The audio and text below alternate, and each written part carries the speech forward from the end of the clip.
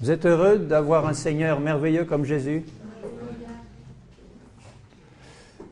Ben, je peux vous dire que moi aussi. Parce que sans lui, nous ne sommes rien du tout. Avec lui, nous avons tout. Et je suis heureux de me retrouver parmi vous pour louer, adorer le Seigneur, le voir présent au milieu de vous, le voir agir par son esprit, le sentir agir dans nos cœurs. À lui la gloire. Ce matin, il nous a déjà fait du bien. Enfin, moi, il m'a déjà fait du bien. Il va encore nous faire du bien parce que sa parole nous a été donnée pour nous faire du bien. Vous savez que la parole, c'est Jésus. Jésus a été envoyé par le Père pour nous faire le plus grand bien. Et chaque fois que nous ouvrons cette parole, n'oublions jamais qu'elle est sortie du cœur du Père pour nous. Que chaque fois que nous lisons cette parole, le Saint-Esprit est à l'œuvre pour nous faire du bien. Parce que Dieu veut notre bien. Il veut notre perfection, il veut notre sainteté, il veut que nous soyons à l'image de son Fils. Regardez dans l'Épître aux Colossiens ce que le Seigneur nous montre. Les chrétiens de la ville de Colosse.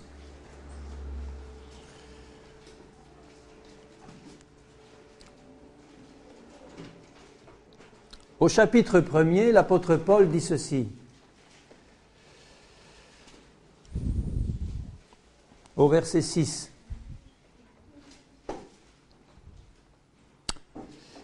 Il est au milieu de vous et dans le monde entier. Il porte des fruits et il va grandissant. Qui est il? C'est le Seigneur, avec son évangile et avec sa parole, qui est au milieu de vous, qui est en nous, par son esprit, et qui porte du fruit. Mais j'aime bien la manière dont Paul le dit.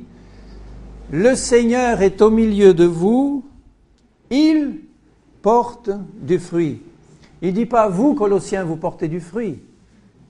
Il dit le Seigneur porte du fruit. Pourquoi? Parce qu'il habitait dans le cœur des Colossiens.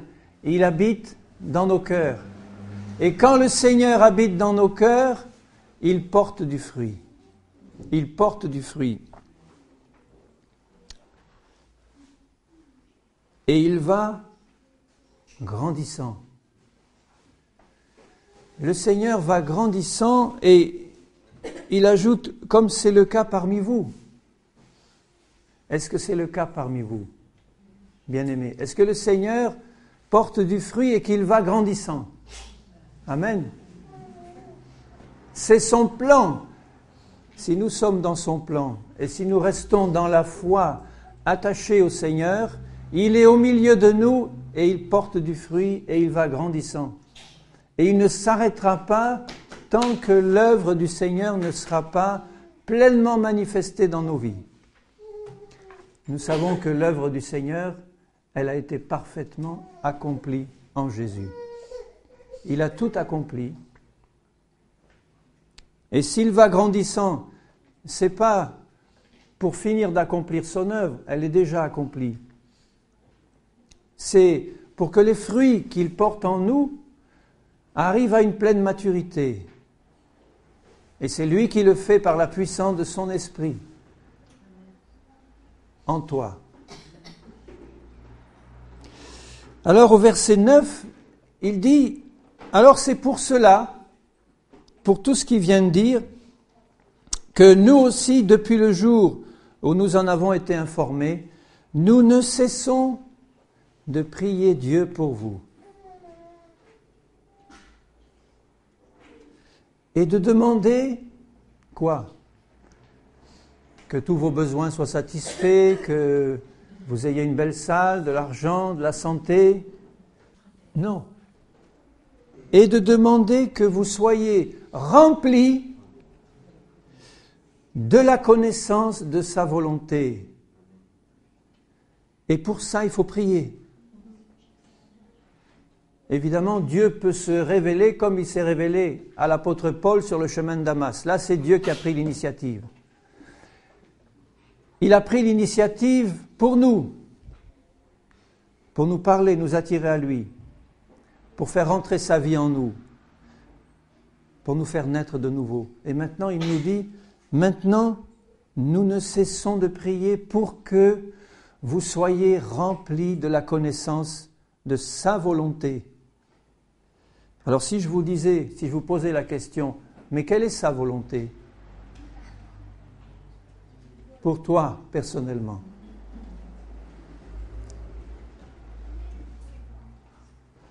En toute sagesse et intelligence spirituelle, pour marcher d'une manière digne du Seigneur et lui être entièrement agréable, portant des fruits en toutes sortes de bonnes œuvres et croissant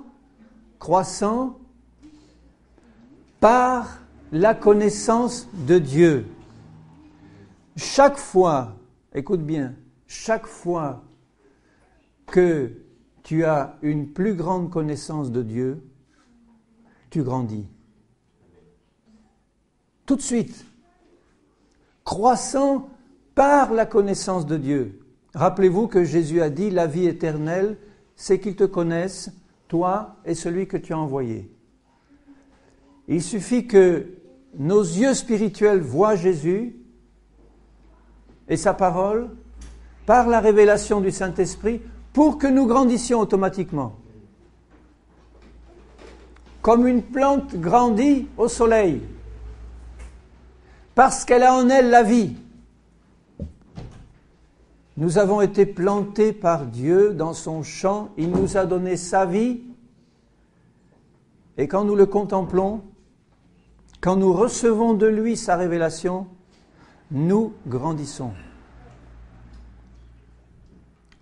C'est merveilleux. Parce que quand il dit pour que vous portiez du fruit en toutes sortes de bonnes œuvres et marchiez d'une manière digne du Seigneur et lui être entièrement agréable, si c'est compris dans le mauvais sens, ça peut être un pesant fardeau. Et c'est un pesant fardeau pour beaucoup de chrétiens. Marcher d'une manière digne du Seigneur, porter beaucoup de fruits, avec une longue liste de fruits. Ah, Seigneur, oui, d'accord, je vais le faire. On essaye et on se casse le nez. Parce que c'est nous qui l'avons essayé, même pour être agréable au Seigneur, et on se casse le nez parce qu'on ne peut pas par nos propres forces accomplir l'œuvre du Seigneur. Les bonnes œuvres qu'il a préparées pour nous. Nous y entrons parce que c'est lui qui les a préparées, c'est lui qui nous y fait entrer, c'est lui qui agit en nous par son esprit pour nous faire porter ses fruits et nous faire pratiquer ses bonnes œuvres, parce que nos yeux sont sur lui et que nous sommes remplis de foi dans la puissance qui agit en nous. Paul dit, je le fais par la puissance qui agit en moi, qui agit puissamment en moi. Sa force est celle du Saint-Esprit. Regardez ce qu'il dit, je le relis. Au verset 9, c'est tellement important. Nous ne cessons de prier Dieu pour vous, de demander que vous soyez remplis de la connaissance de sa volonté pour marcher d'une manière digne du Seigneur. Je viens de dire que nous croissons par la connaissance de Dieu. C'est la connaissance de Dieu qui nous fait grandir. Là, il dit, je demande que vous soyez remplis de la connaissance de sa volonté pour marcher d'une manière digne. À partir du moment où tu reçois la révélation de la volonté de Dieu pour toi, tu marches d'une manière digne de lui. C'est normal. Comment est-ce que tu peux marcher si tu n'as pas la révélation de sa volonté pour toi? Nous marchons dans la nuit, dans les ténèbres. Tandis que si nous recevons la révélation de sa volonté pour nous, nous marchons dans sa volonté, parce que nous lui appartenons. Nous avons sa vie en nous. Il ne nous laisse pas dans l'ignorance au sujet de ce que nous avons à faire. Il nous montre sa volonté pour que nous marchions dedans. Et regardez ce qu'il dit un peu plus bas. Fortifié, au verset 11, à tous égards par sa puissance glorieuse, en sorte que vous soyez toujours et avec joie persévérants et patients. Pourquoi est-ce que vous êtes à ce moment-là persévérants et patients? Parce que vous avez été fortifiés par sa puissance glorieuse, parce que vous avez reçu la révélation de sa volonté, parce que la lumière s'est faite, on a tout compris, on est là, on a compris ce que Jésus a fait et ce qu'il fait en nous. Nous sommes en train de marcher dans ses plans et dans son œuvre, et ceci nous donne la persévérance et la patience, parce que nous savons quelle est la force qui agit en nous. Ce n'est pas la nôtre, c'est la sienne. Et au verset 12, naturellement, il dit « Rendez grâce au Père ».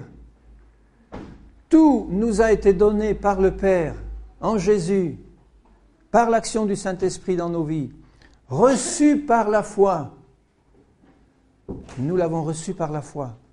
Nous n'avions aucun mérite. Il nous a tout donné.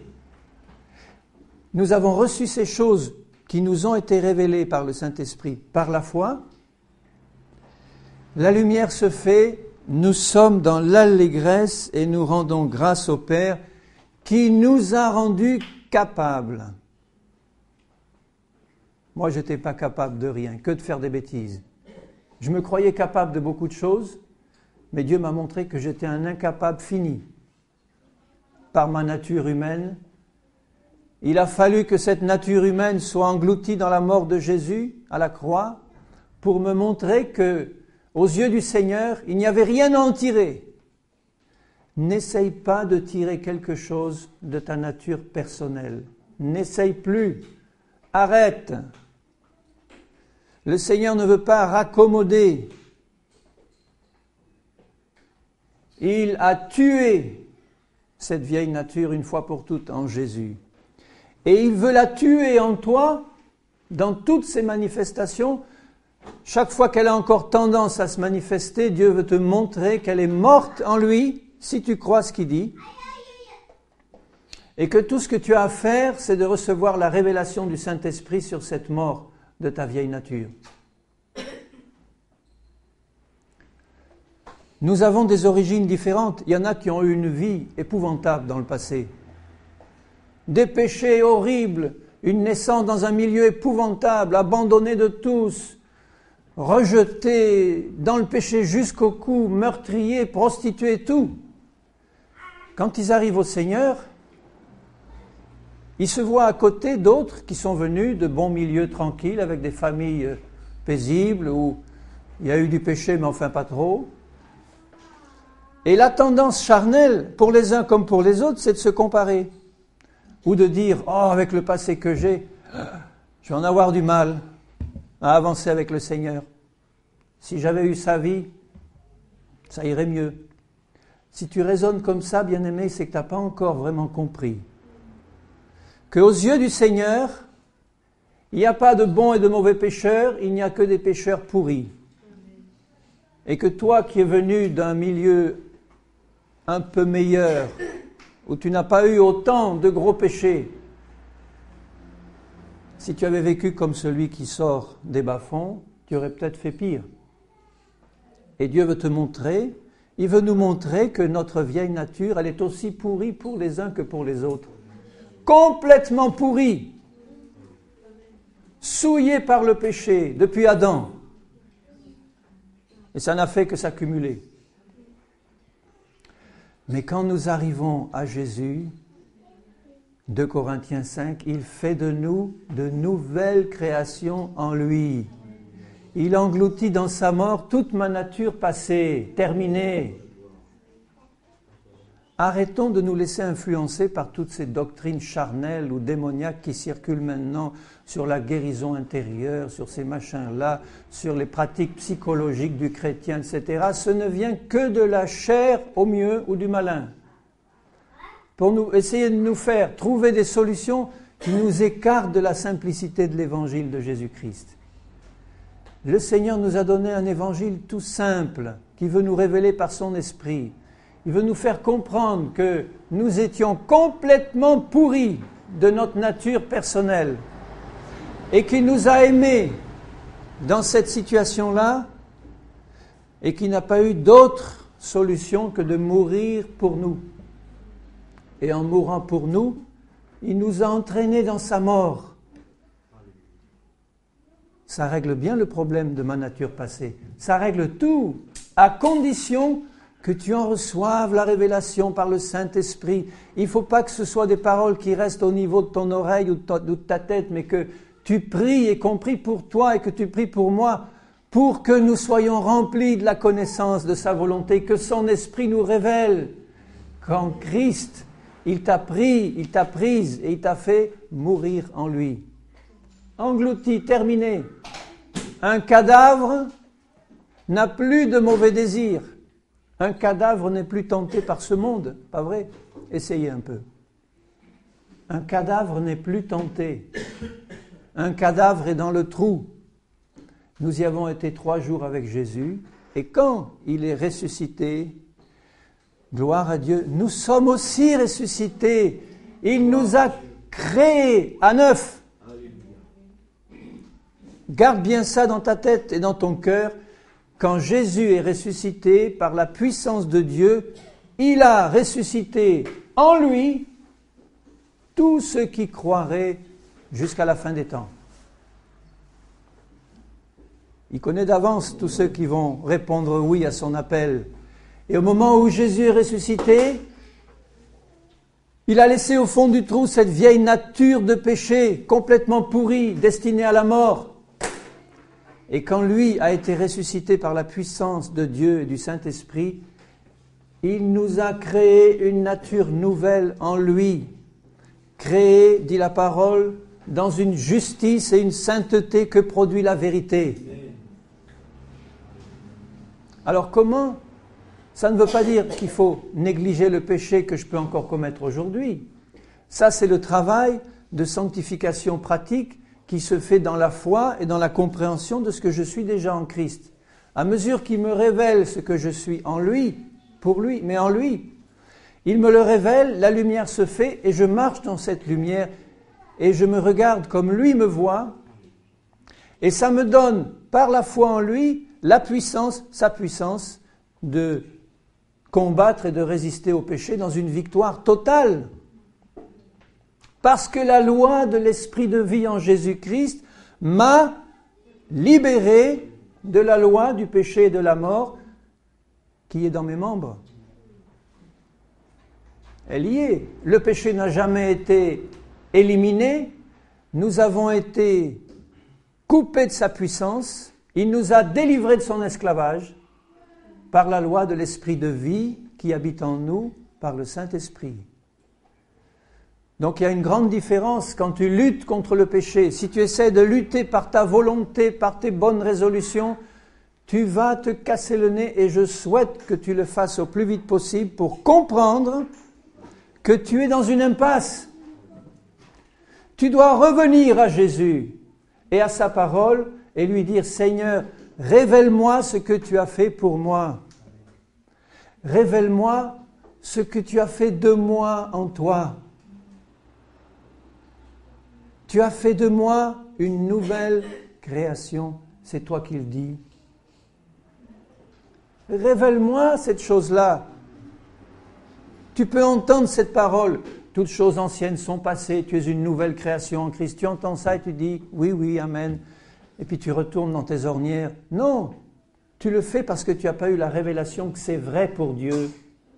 Donc tu dois t'arrêter un moment, demander la prière ou prier toi-même le Seigneur en disant « Seigneur, j'en ai assez de lutter par mes forces pour maîtriser cette chair qui se manifeste constamment. J'ai besoin de recevoir une révélation profonde, complète de ce que je suis en toi. Tu me le dis, je le lis bien, mais je n'ai pas encore compris, Seigneur. J'ai besoin que tu me le révèles par ton esprit. Et si tu pries de la manière dont Paul le dit, je ne cesse de prier pour que vous soyez remplis de la connaissance de sa volonté en toute intelligence et sagesse. Comme c'est le désir de Dieu de te révéler ces choses, ça ne va pas tarder. Mais ne fais rien d'autre sans avoir eu cette révélation. À partir du moment où tu as la révélation, tu sais dans ton cœur par le Saint-Esprit que tu es vraiment une nouvelle création en Jésus. Il n'y a plus rien de ta vie passée aux yeux du Seigneur. Plus rien. Toutes choses anciennes sont passées, toutes choses sont devenues nouvelles en Christ.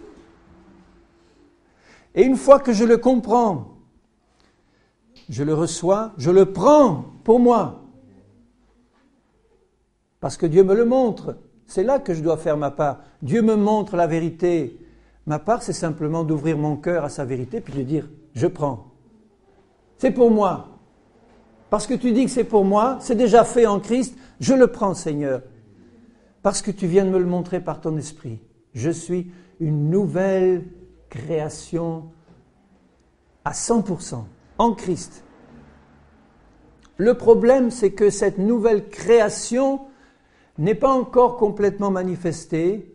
Christ n'est pas encore complètement formé, visible, mais il m'a donné déjà sous forme parfaite en Christ, dans mon cœur, dans ma vie, dans mon esprit, cette nouvelle nature qu'il veut manifester. Et cette nature est créée à son image.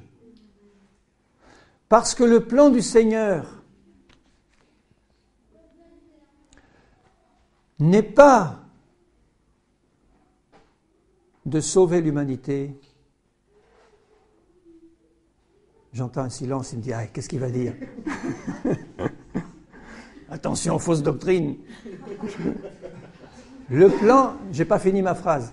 Le plan du Seigneur n'est pas de sauver l'humanité en la laissant simplement dans la conscience que ses péchés sont pardonnés. Ça ne suffit pas.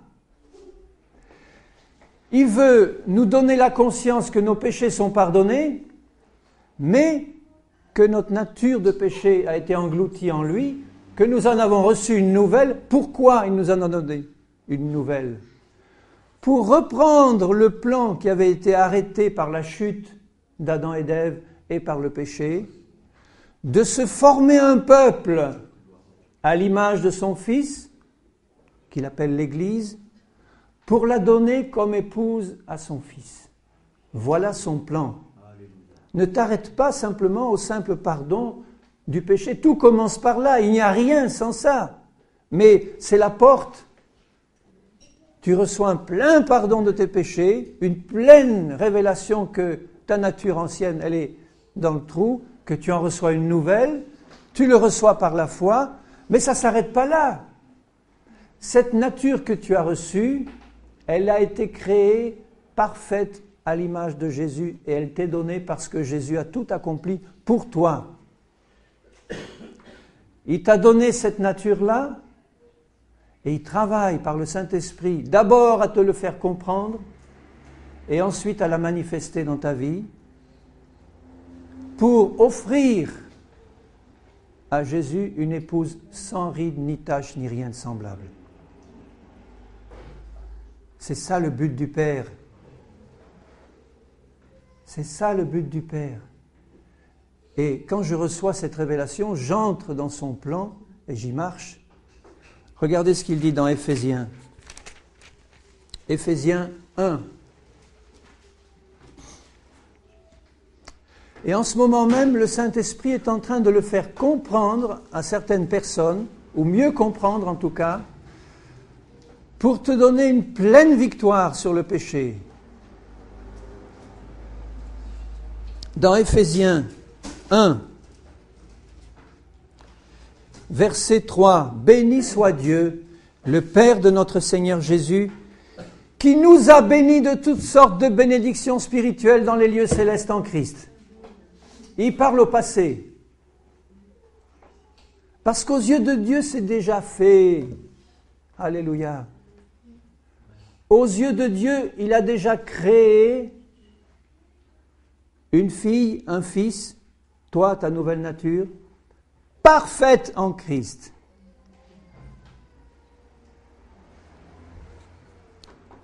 En lui, Dieu nous a élus, verset 4, avant la fondation du monde, pour que nous soyons saints et irréprochables devant lui. Il nous a choisis pour ça.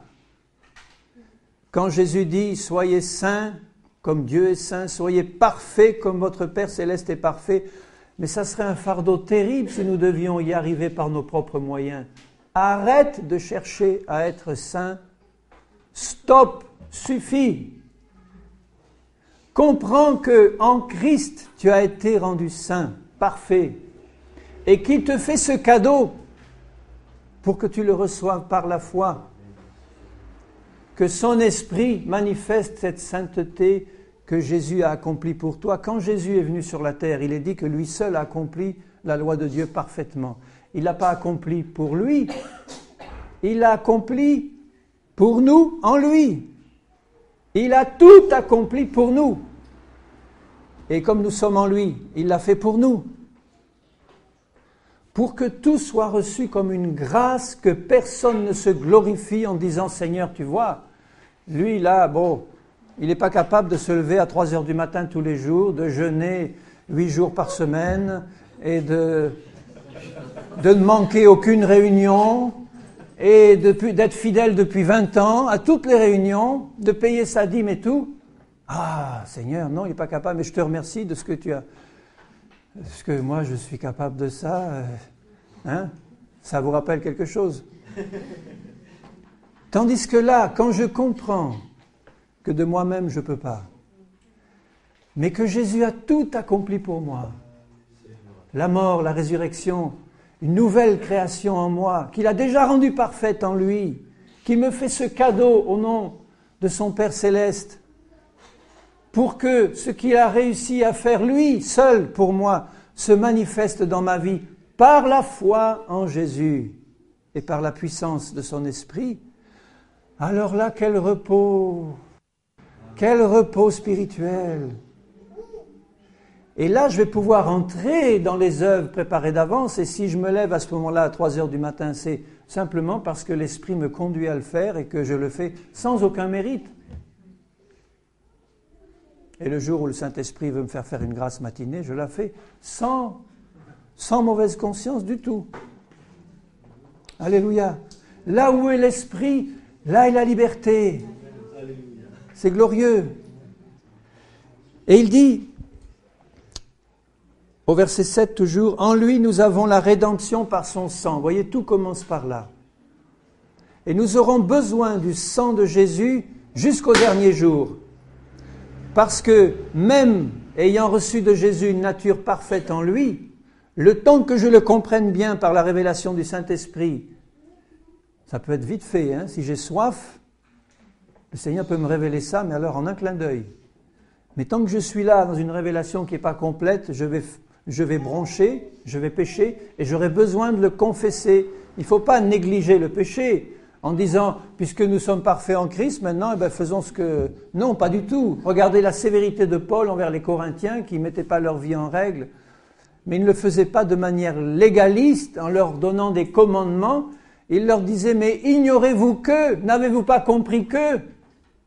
Si tu te comportes comme ça, c'est que tu n'as pas compris ce que tu es en Jésus-Christ. Si tu l'avais compris, tu marcherais dans cette révélation.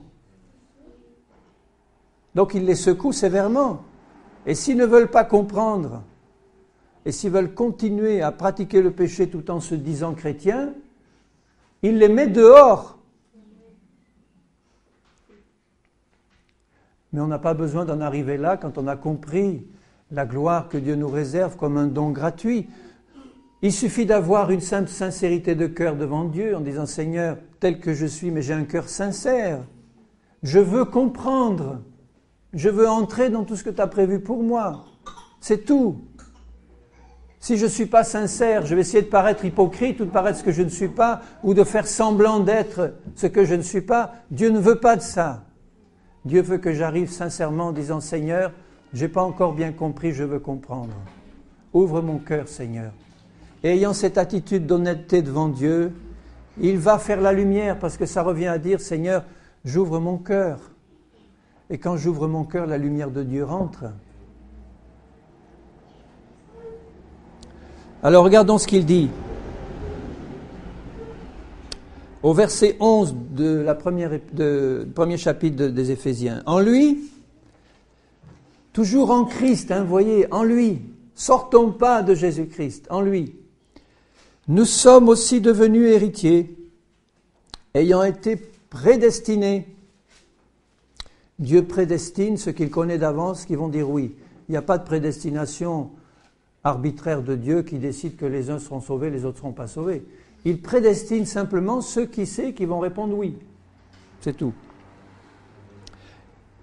Il les a prédestinés suivant la résolution de celui qui opère toutes choses d'après le conseil de sa volonté, afin que nous servions à la louange de sa gloire. Nous qui d'avance avons espéré en Christ. En lui, vous aussi, après avoir entendu la parole de la vérité, l'évangile de votre salut, en lui vous avez cru, et vous avez été scellés du Saint-Esprit, qui a été promis. Il a mis son sceau, parce que le sceau est un signe d'appartenance. Avant, ils avaient tous leur sceau, ils mettaient un sceau sur leur objet. C'était pour identifier d'abord le propriétaire, et c'était pour montrer que la chose scellée lui appartenait. Nous avons été scellés par le Saint-Esprit. Et au verset 15, c'est pourquoi, moi aussi, pour toutes ces raisons, puisque dans l'esprit de Paul, qui avait reçu cette révélation du Seigneur Jésus lui-même, Paul savait que tout ça s'était déjà accompli, fait. Il le savait que tout était accompli en Jésus, que nous étions des nouvelles créatures en lui, qu'il nous avait donné la perfection et la sainteté absolue en lui. Il le savait, donc il dit, c'est pourquoi moi aussi, ayant entendu parler de votre foi au Seigneur Jésus et de votre amour pour tous les saints, je ne cesse de rendre grâce pour vous, faisant mention de vous dans mes prières, afin que les prières de Paul, qu'elles soient les nôtres, afin que le Dieu de notre Seigneur Jésus-Christ, le Père de gloire, vous donne un esprit de sagesse et de révélation dans sa connaissance, pas dans l'arbre de la connaissance du bien et du mal. Toutes ces doctrines étrangères qui sont prêchées aujourd'hui sur la pensée positive, les paroles positives, la visualisation et toutes ces choses, ce sont des choses qui viennent de l'arbre de la connaissance du bien et du mal, parce qu'elles remplacent la connaissance de Dieu qui ne vient que par la foi en Jésus et son œuvre parfaite accomplie. Donc si une doctrine qu'on appelle l'évangile, si une doctrine t'est prêchée et te ramène à Jésus et à son œuvre, elle vient de Dieu. Si elle te ramène à toutes sortes de méthodes et de techniques qui peuvent être très puissantes et accomplir même des miracles et des prodiges, elles ne viennent que de l'arbre de la connaissance du bien et du mal, c'est-à-dire de Satan lui-même.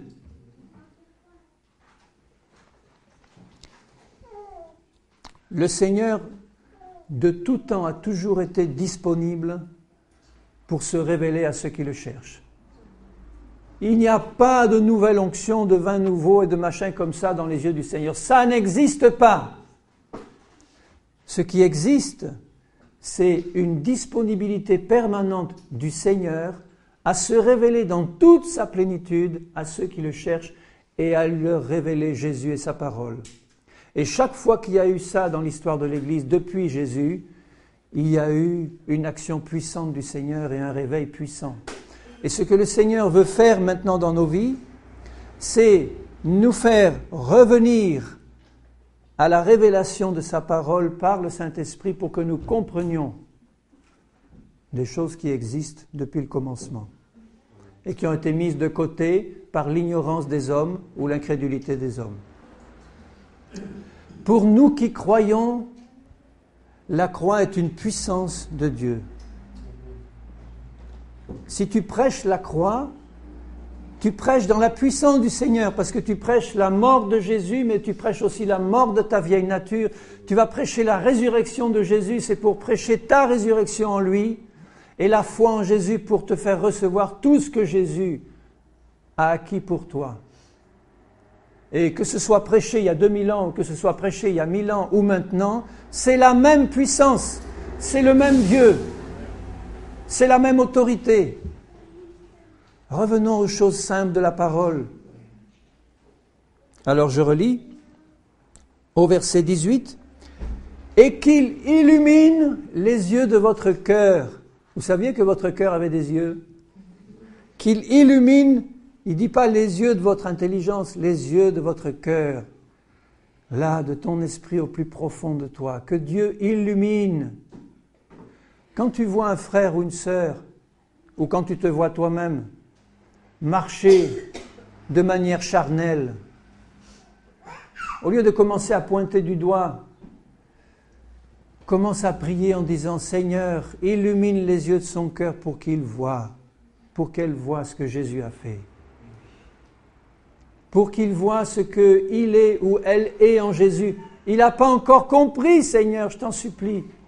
Révèle-lui. Parce que par cette révélation, par cette lumière que tu fais, il va pouvoir marcher dedans et comprendre qu'il est une nouvelle créature, qu'il a reçu de Dieu, de Jésus, en Jésus, une nouvelle vie, une nouvelle nature parfaite. Parfaite. Qu'il illumine les yeux de votre cœur, je suis au début du verset 18, pour que vous, dites-le tous, pour que vous sachiez. Il y en a qui ne le savent pas. Tout vient du fait de le savoir. Mais attention, pas n'importe comment. Par la révélation du Saint-Esprit. C'est la seule connaissance qui intéresse le Seigneur. Par la révélation du Saint-Esprit, Dieu veut que tu saches quelle est l'espérance qui s'attache à son appel. Quelle est l'espérance? On va voir tout de suite quelle est l'espérance qui s'attache à son appel. Quelle est la richesse de la gloire de son héritage qu'il réserve aux saints? Et quelle est envers nous qui croyons, tout par la foi, pas par tes efforts personnels, tout par la foi. Et c'est bien mieux comme ça.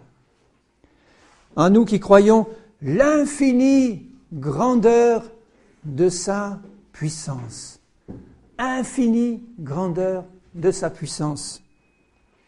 Se manifestant avec efficacité par la vertu de sa force. Et il explique, vous étiez morts, etc. Maintenant vous êtes ressuscités en Christ. Vous êtes assis dans les lieux célestes en lui. Mais il dit, tournez la page au chapitre 4, Éphésiens.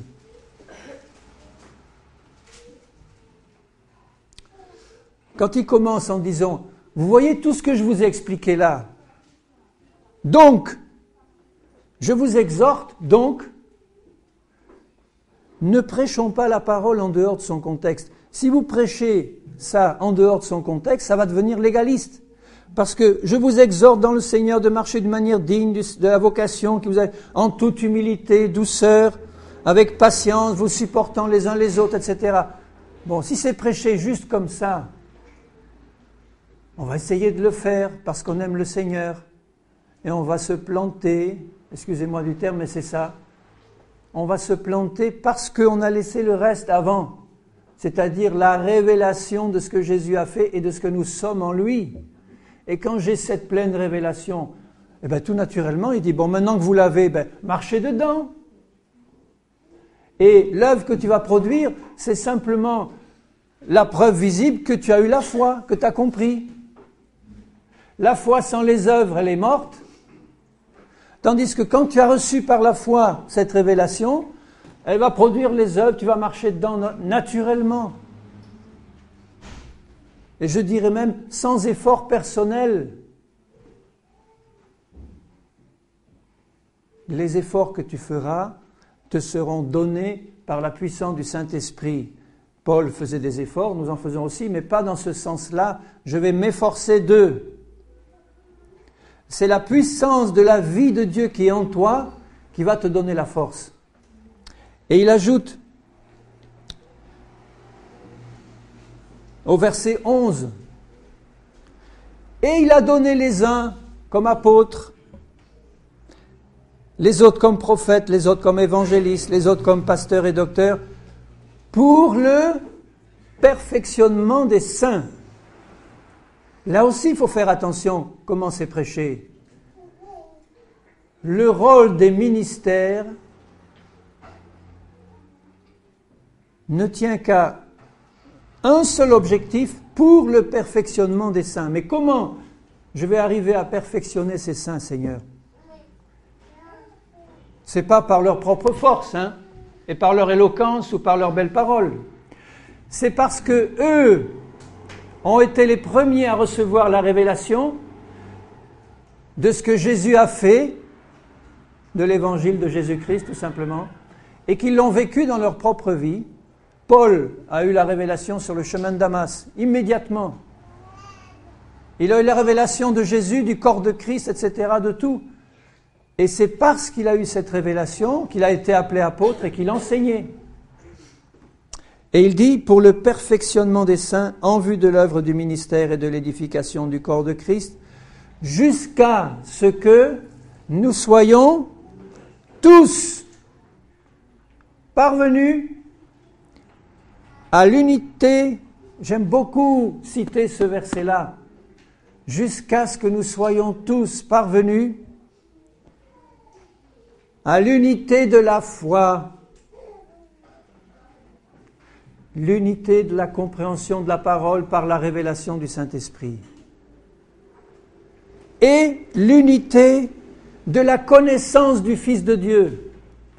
Il prie et il veut que ces ministères-là soient vraiment remplis du Saint-Esprit et de la révélation eux-mêmes pour leur expliquer par l'onction du Saint-Esprit qui est confirmée dans les cœurs de ceux qui entendent, leur montrer l'œuvre de Jésus, l'œuvre de la croix, l'œuvre du Saint-Esprit, que Jésus a tout accompli, ramener leur attention sur Jésus et sur son œuvre, jusqu'à ce qu'ils aient tous compris.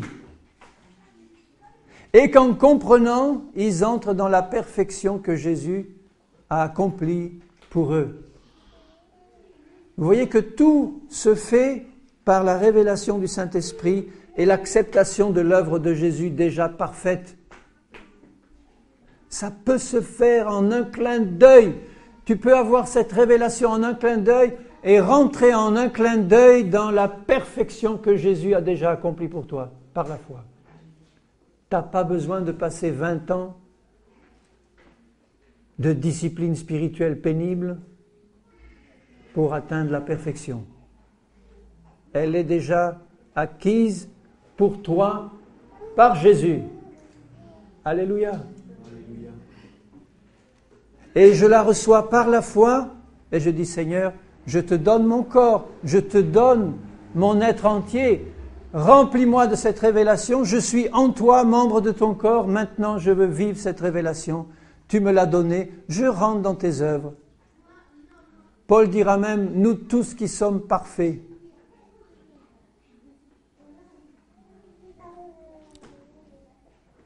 J'ai le regard fixé sur Jésus et je cours sur la voie qu'il me trace, le chemin qu'il m'a tracé. J'ai le regard fixé sur lui qui a tout accompli. Et le fait de recevoir cette révélation me remplit d'un amour sans cesse nouveau pour Jésus. Parce que je vois vraiment que sans lui, il n'y a rien. Il a tout accompli. Pas seulement, je dirais, la purification de mes péchés, mais il a été fait pour moi, justice, sanctification, rédemption, sagesse, tout. Quelle gloire doit lui revenir. Et il nous le donne gratuitement en disant, prends maintenant, c'est pour toi. Entre dedans et marche dans ce que je te donne. Quelle paix, quelle gloire pour mon Seigneur, quel amour dans nos cœurs pour lui. Verset 13, à l'état d'homme parfait, jusqu'à ce que nous soyons tous parvenus à l'état d'homme parfait. Mais dans l'esprit de Paul, c'était clair. Il savait qu'en Christ, ils étaient déjà parfaits. Donc quand il dit jusqu'à ce que vous soyez tous parvenus à l'état d'homme fait, ça veut dire jusqu'à ce que vous ayez reçu une pleine révélation de ce que Jésus a fait et que vous l'ayez accepté. Et que vous marchiez simplement dedans par la puissance qui agit en vous. C'est ça que ça veut dire. À la mesure de la stature parfaite de Christ, afin que nous ne soyons plus des enfants flottants et emportés à tout vent de doctrine.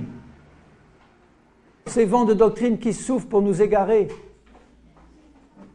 et retirer nos yeux de la vision de Jésus et de son évangile pur et simple. Et il dit,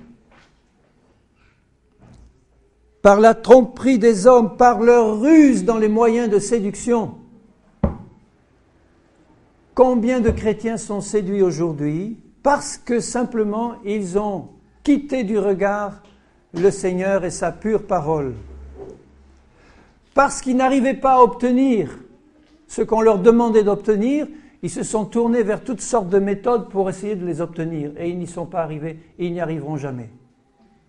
Ça me fait penser dans le monde à ceux qui essayent désespérément d'avoir une guérison et qui se tournent vers tous ceux qui peuvent leur apporter quelque chose. D'abord les médecins, puis si les médecins n'y arrivent pas, ça sera le guérisseur, ça sera le sorcier, ça sera tout ça. Par désespoir de cause, ils se tournent vers tous ceux qui peuvent essayer de les aider. Beaucoup de chrétiens sont dans cette situation-là. Par désespoir, parce qu'ils n'arrivent pas à atteindre cette perfection qu'on leur demande d'atteindre, ils se tournent de tous les côtés vers tout vent de doctrine qui arrive et en disant « Ah ça y est, cette fois on le tient, le bon bout !» Et puis bloum, tout s'écroule à nouveau. Et la déception est encore plus grande. Et j'en connais comme ça, bien-aimés, qui sont là dans un coin en train de se morfondre en disant « Moi, c'est fini maintenant. Les églises, les chrétiens, j'en ai ras-le-bol. J'ai tout essayé, il n'y a rien qui marche. » Parce qu'ils n'ont pas eu la révélation de ce que Jésus avait fait pour eux et de ce qu'ils étaient en Jésus quand ils l'ont accepté. Comment voulez-vous qu'ils croient si l'évangile n'est pas prêché? Au verset 15, « Mais que, professant la vérité dans l'amour, nous croissions à tous égards en celui qui est le chef, Christ. » Et nous croissons, nous l'avons vu, par la connaissance de Dieu et la révélation de Jésus-Christ. C'est de lui et grâce à tous les liens de son assistance que tout le corps, bien coordonné et formant un solide assemblage, tire son accroissement selon la force qui convient à chacune de ses parties. À partir du moment où tu as compris ça, que tu as compris que Dieu t'a placé en lui, mais aussi dans un corps qui s'appelle l'Église, qui est la réunion vivante de tous ceux qui ont reçu cette révélation. Chacun va recevoir de lui, de la tête de Jésus, la force qui convient à chacune de ses parties et va grandir en lui, mais à condition d'avoir cette révélation. Et au chapitre 5, juste à côté, au verset 25, quand il dit « Marie, aimez vos femmes comme Christ a aimé l'Église ». Il veut nous révéler l'amour de Christ pour son corps. Christ a été sur cette terre, il a vu les combats de ces hommes et de ces femmes, ces foules qui le suivaient en criant, en demandant un salut, en demandant la guérison, la délivrance de leurs infirmités. Jésus a pleuré en voyant cette foule. Et il peut nous comprendre dans nos difficultés, dans nos combats. Et il attend que nous demandions de lui la révélation profonde de ce qu'il a fait pour nous. C'est ça qui va nous sauver, pleinement. Quand nous allons comprendre de quelle manière Christ aime son épouse, parce que pour lui, il la voit déjà parfaite. Et il attend que nous recevions cette vision pour que nous le devenions naturellement par sa puissance, puisqu'on l'est déjà. On ne peut devenir que ce que nous sommes déjà en Christ. Amen. Alors je lis. Et il s'est livré lui-même pour elle afin de la sanctifier. En ce moment même, Jésus, le divin époux, la tête du corps, qui s'est donné pour nous, il est en train de nous sanctifier par sa parole. Sanctifie-les par ta parole, Seigneur. Il dit à son Père, ta parole est la vérité. À mesure que la lumière se fait, elle nous sanctifie. Pour la sanctifier après l'avoir purifiée par l'eau et la parole. Certaines versions disent par l'eau de la parole. Afin, alors je terminerai par là, mais gardons ça toujours dans le cœur, afin, le but du Seigneur Jésus en ce moment même, afin de faire paraître devant lui cette Église glorieuse, sans tache, ni ride, ni rien de semblable, mais sainte et irréprochable. Et cette Église est déjà ça en lui. Il veut simplement le manifester dans nos vies par la foi en son évangile et en son œuvre déjà accomplie. C'est ainsi que les maris doivent aimer leurs femmes. En passant, c'est aussi une leçon pour nous maris, parce que nous sommes l'image de Christ, notre épouse est l'image de l'épouse, l'Église. Et si nous sommes remplis de cet amour-là de Christ pour son épouse, nous allons l'accepter dans ses faiblesses, nous allons l'accepter dans ses problèmes. La seule chose qui va compter pour nous, c'est de savoir si elle est née de nouveau ou pas. Étant née de nouveau, elle a en elle la nature du bon berger, du Seigneur Jésus, qui travaille à lui révéler ce que Jésus a fait. Et moi, je vais l'aider en intercédant pour qu'elle comprenne. Et elle va en faire autant pour moi. Alléluia. Et là, l'œuvre du Seigneur va se manifester parfaitement. Et ne croyez pas que ça va prendre des siècles. Ça se fait par la révélation du Saint-Esprit. Si nous prions conformément à la volonté de Dieu, laissons nos prières s'élargir un peu, où nous pouvons demander bien sûr d'être bénis, d'être guéris, d'avoir un travail, de l'argent. Ça, le Seigneur n'est pas contre ces choses. Mais élargissons nos prières selon le modèle que Dieu nous donne. C'était le but de Paul. La prière essentielle de Paul, il combattait pour eux, pour qu'ils comprennent, qu'ils aient la révélation. Prions dans ce sens. Pour nous, pour les autres, en disant, Seigneur, que ton Église reçoive de toi. Et nous finissons par cette prière. Seigneur, mon Père, je te demande que nous tous, nous recevions en abondance cette révélation par le Saint-Esprit de ce que nous sommes en Jésus-Christ. Ô Père, tu l'as accompli. C'est toi qui avais ce plan dans ton cœur. Tu l'as réalisé par ton Fils. Que ton Esprit maintenant nous le révèle et nous fasse entrer dans ce plan pour manifester en nous ta vie parfaite, la perfection de Jésus. Et que ton corps, face à ce monde, Seigneur, qui cherche désespérément le salut, face à ce monde-là, ton corps puisse manifester vraiment ta gloire et la nature de Jésus. Seigneur, bénis-nous tous. Bénis ta parole dans les cœurs. Que rien n'empêche ta révélation. Pour la gloire de ton nom, Seigneur. Au nom de Jésus. Amen. Alléluia. Alors je voudrais commencer à lire un passage dans la première épître de Jean au chapitre 5, au verset 1er. 1 Jean 5, verset 1er. Quiconque croit que Jésus est le Christ est né de Dieu. C'est ça la chose la plus importante. Dans l'Épître aux Galates, à la fin de l'Épître aux Galates, Paul dit ce qui est important en Christ, ce n'est ni d'être circoncis, ni d'être incirconcis. Ce qui est quelque chose, c'est d'être né de nouveau.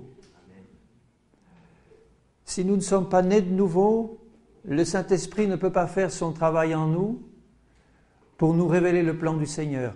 Il va nous révéler le Seigneur Jésus comme Sauveur, si nous ne sommes pas nés de nouveau, et il va nous révéler par le Saint-Esprit notre besoin de nous approcher du Seigneur pour le recevoir comme celui qui donne la vie. Quand nous n'avons pas le Seigneur, nous n'avons rien. Nous sommes dans les ténèbres, où nous étions tous, il nous en a sortis par la puissance de l'Esprit pour nous faire rentrer dans sa lumière. Celui qui croit que Jésus est le Christ est né de Dieu, et quiconque aime celui qui l'a engendré aime aussi celui qui est né de lui. Si nous aimons Dieu, nous aimons aussi tous ceux qui sont nés de lui, puisque nous sommes nés aussi de lui. Nous connaissons que nous aimons les enfants de Dieu lorsque nous aimons Dieu et que nous pratiquons ses commandements. Car l'amour de Dieu consiste à garder ses commandements. Et ces commandements ne sont pas pénibles. Parce que tout ce qui est né de Dieu triomphe du monde. Quand je lisais ça, à une certaine époque de ma vie, je dis, oui, d'accord Seigneur, tes commandements ne sont pas pénibles, c'est vrai, mais alors, qu'est-ce que je rame ?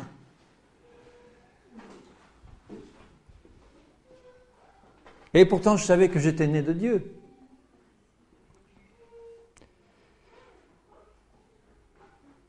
Tout ce qui est né de Dieu triomphe du monde. Et la victoire qui triomphe du monde, c'est notre foi. Vous voyez que Jésus ne parle pas là d'une petite victoire, il parle d'un triomphe total sur le monde. Le monde, c'est quoi ? C'est la chair, c'est ce monde qui nous entoure, qui est sous la domination de Satan. C'est tout ce qui est mauvais dans ce monde et dans la chair.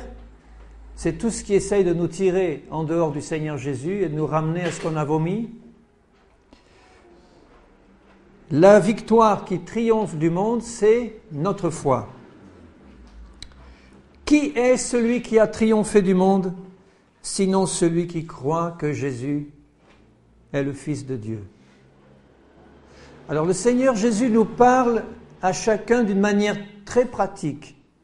De même que Jean, l'apôtre, qui avait près de 100 ans, quand il écrivait ça, il écrivait donc à ses petits-enfants dans le Seigneur, à ses frères et sœurs, il leur dit, qui est celui qui a triomphé du monde? Pas qui est celui qui va un jour triompher du monde? Qui est celui qui a triomphé du monde? Sinon, celui qui croit que Jésus est le Fils de Dieu. Il y a beaucoup de gens dans ce monde qui croient que Jésus est le Fils de Dieu et qui ne vivent pas du tout dans le triomphe du Seigneur. C'est pas vrai? Vous l'avez jamais éprouvé, ça? Moi, je l'ai éprouvé pour ma part. J'ai cru au Seigneur Jésus. Et quand je lis ça, je dis, Seigneur, il faut que tu me fasses entrer pleinement dans ce que tu me dis là. Tu parles au passé. Qui est celui qui a triomphé du monde? Ça veut dire que c'est passé. Je marche maintenant dans ce triomphe. Quelle est la condition qu'il nous demande? Sinon celui qui croit que Jésus-Christ est le Fils de Dieu. Je crois, Seigneur. Lisons plus loin. Déjà ça, je dois le recevoir par la foi. Je crois au Seigneur Jésus. J'ai reçu un triomphe sur le monde. C'est lui, Jésus-Christ, qui est venu avec de l'eau et du sang. Non avec de l'eau seulement, mais avec de l'eau et avec le sang. Et c'est l'Esprit qui rend témoignage, parce que l'Esprit est la vérité. Quand on appelle un témoin à la barre, qu'est-ce qu'on lui demande? On lui dit, dites-moi toute la vérité et racontez ce que vous savez, ce que vous avez vu. Ici, il nous dit que l'Esprit de Dieu rend témoignage. L'Esprit de Dieu sonde les profondeurs de Dieu. L'Esprit de Dieu connaît tout du Seigneur. Et l'Esprit de Dieu veut rendre témoignage. Il n'est pas seul à rendre témoignage. L'Esprit du Seigneur est la vérité. Car il y en a 3 qui rendent témoignage dans le ciel. Je regrette que certaines versions aient supprimé ce verset-là. Notamment les versions modernes, les versions corriger, rectifier. Dans la version que j'ai, non révisée, il est écrit ceci, au verset 7 et au verset 8. « Car il y en a 3 qui rendent témoignage dans le ciel, le Père, la Parole et le Saint-Esprit. Et ces 3-là sont un. Et il y en a aussi 3 qui rendent témoignage sur la terre, l'Esprit, l'eau et le sang, et ces 3-là sont d'accord. » Et il est capital que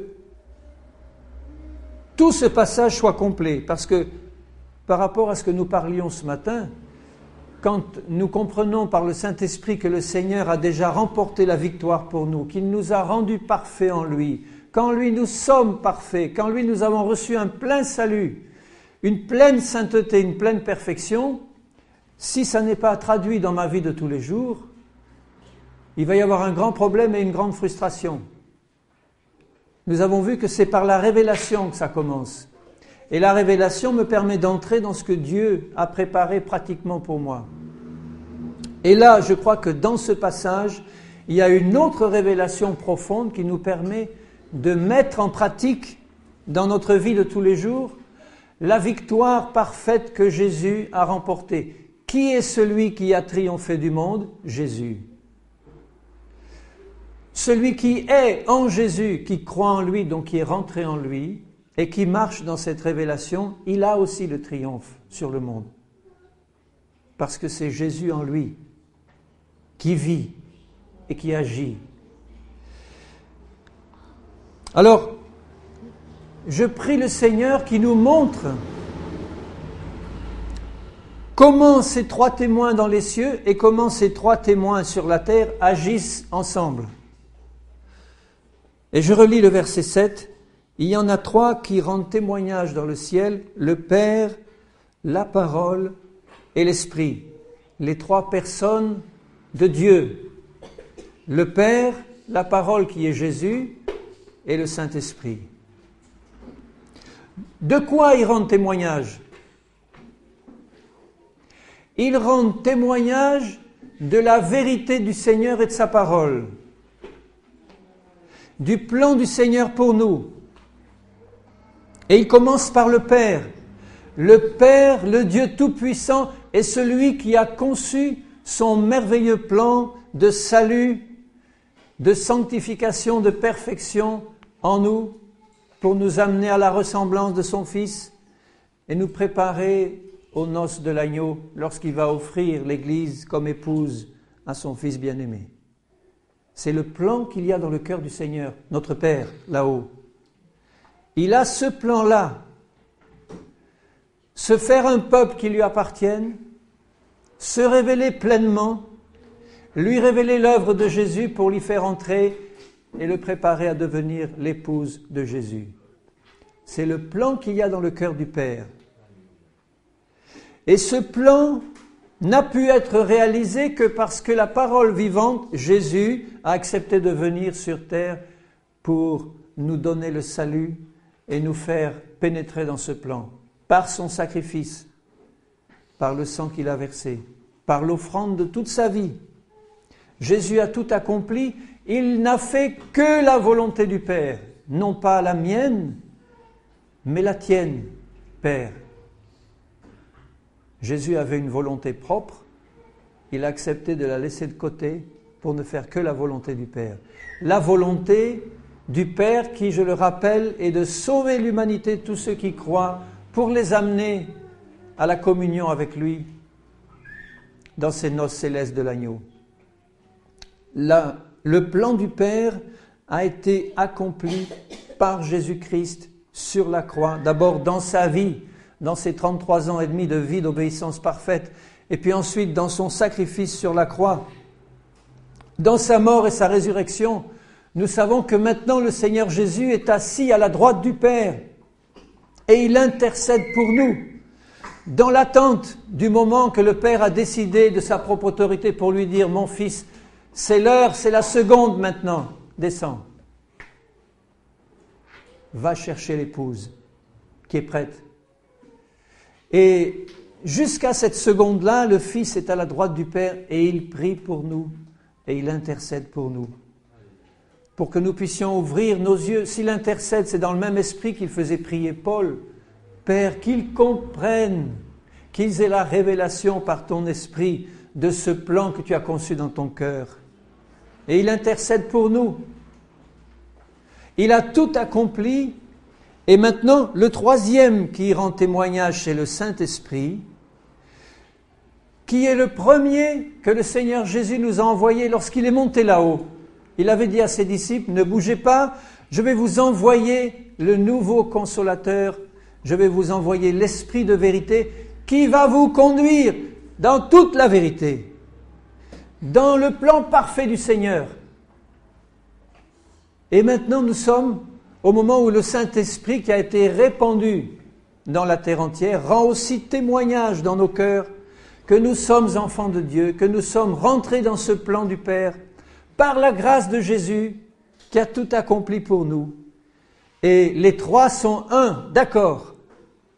Chacun à leur place, le Père comme initiateur, le Fils comme celui qui a accompli parfaitement dans son sacrifice et par son sang ce plan parfait. Et maintenant le Saint-Esprit qui travaille à nous le faire comprendre, à nous le révéler et à le mettre complètement manifesté dans nos vies.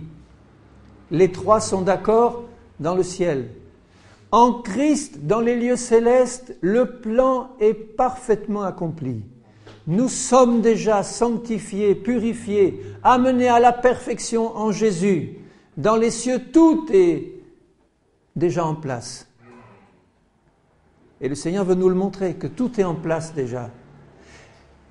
Et il veut que maintenant que nous qui sommes sur la terre, nous puissions comprendre le rôle de ces trois témoins qui sont sur la terre, c'est-à-dire l'esprit, l'eau et le sang, qui sont d'accord avec les trois qui sont dans le ciel, le Père, la parole et le Saint-Esprit, pour manifester tout le plan du Seigneur dans nos vies maintenant. Vous voyez la différence entre ce qui est dans le ciel est déjà tout accompli et nous attend, c'est en train de se dérouler. Si les conditions sont remplies dans nos vies, c'est-à-dire rester attachés au cep et garder la foi. Et maintenant, sur la terre, dans notre vie pratique, le Seigneur nous donne encore trois témoins pour nous aider à rentrer dans son plan. Et je lis au verset 8, « Il y en a trois qui rendent témoignage sur la terre, l'esprit, l'eau et le sang, et les trois sont d'accord. » L'esprit est cité dans les deux cas. Dans le ciel, Père, Fils, Esprit. Sur la terre, on commence par l'Esprit, l'eau et le sang. Le Saint-Esprit est celui qui fait la liaison et le trait d'union entre le ciel et la terre. C'est lui qui maintenant œuvre dans le monde entier pour convaincre de péché, pour nous amener à la vérité, pour nous convaincre de justice, pour nous révéler le plan du Père. C'est le Saint-Esprit qui est répandu dans la terre et dans nos cœurs, nous qui lui appartenons. L'eau est le symbole de la parole du Seigneur. L'eau est aussi le symbole du Saint-Esprit, mais là, ça ne peut pas être le cas puisqu'il parle de l'Esprit, de l'eau et du sang. Donc, dans ce passage-là, l'eau, c'est l'eau de la parole. L'eau de la parole du Seigneur. Et le sang, c'est le sang de Jésus. Et les trois sont d'accord. Et nous avons besoin ici-bas des trois. Du Saint-Esprit, de la parole du Seigneur, de cette parole révélée qui est dans les cieux et qui ne passera jamais, cette parole-là. Quand nous serons là-haut, dans les cieux, nous continuerons à recevoir des révélations sur la Bible. Enfin, c'est ce que je crois personnellement. Parce que cette parole demeure éternellement. Et sur la terre, nous l'avons, mais elle doit être comprise par l'Esprit, sinon c'est une lettre qui tue. Nous avons été délivrés du ministère de la loi qui tue, pour entrer dans le ministère de l'Esprit qui éclaire la parole dans nos cœurs et qui la rend vivante. Donc, sur la terre, là où nous sommes maintenant, là, en train d'écouter cette parole, nous sommes au bénéfice du ministère du Saint-Esprit qui va agir avec la parole du Seigneur pour nous la révéler dans nos cœurs, et tout le plan du Seigneur est dans sa parole, et qui va agir avec le sang de Jésus pour nous purifier constamment de toute souillure sur ce chemin. Et le sang de Jésus, nous l'avons déjà vu ce matin, nous sera toujours indispensable. Rappelez-vous dans Apocalypse 12 ce qui est écrit, « Ils l'ont vaincu à cause du sang de Jésus et de la parole de leur témoignage. » Il parle de 3 témoins sur terre. La parole de notre témoignage, c'est la parole de Dieu rendue vivante dans nos vies par le Saint-Esprit. Et ça nous permet d'avoir une totale victoire sur l'ennemi, sur le monde, qui est celui qui triomphe du monde, sinon, qui a triomphé du monde, sinon celui qui croit que Jésus est le Fils de Dieu. Et comment croire sans avoir la révélation du Saint-Esprit et de la parole et de la valeur du sang? Le diable a horreur du sang de Jésus, il a horreur de la parole du Seigneur qu'il connaît parfaitement. Il n'aime pas nous voir entrer dans cette dimension de la vie par l'Esprit et de la marche par l'Esprit, mais rien n'arrêtera l'œuvre du Seigneur dans nos vies. Rien. Alléluia. Ces 3-là sont d'accord. Nous avons besoin de la révélation de la parole par le Saint-Esprit. Nous avons besoin du sang de Jésus. Et à chaque faux pas que nous faisons, le Saint-Esprit est là tout de suite pour nous convaincre de péché, nous ramener à la parole et nous montrer la miséricorde du Père qui pardonne dès que nous confessons, disant « Seigneur, pardonne, tu me fais comprendre par ton esprit que j'ai encore fait une boulette, un péché, quelque chose qui ne va pas. Je te demande pardon. » Dieu ne veut pas nous voir nous morfondre pendant des années dans notre péché. Il veut que nous en sortions au plus vite pour rentrer à nouveau dans son plan et faire son œuvre. Il veut une conviction profonde de péché qui nous est donnée par le Saint-Esprit qui habite en nous et par la parole du Seigneur. Et si mon cœur est honnête et ouvert devant le Seigneur, je reçois la conviction que me donne le Saint-Esprit. Il illumine mon cœur sur la situation de ce que je viens de faire. Il me montre le miroir de la parole. Il fait la lumière. Je dis, Seigneur, je confesse mon péché.